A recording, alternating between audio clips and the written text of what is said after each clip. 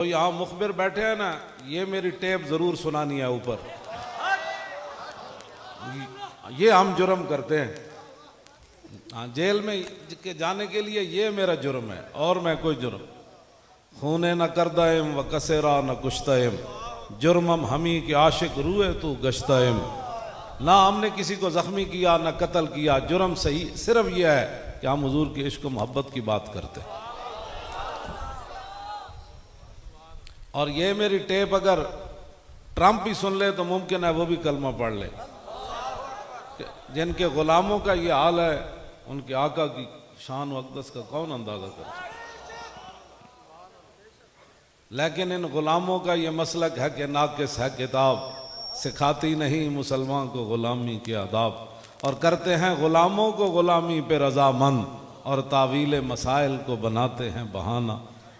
बेहतर है इकबाल इन शेरों को सिखा दे रमे आहू, बाकी न रहे शेर की शेरी का फसाना।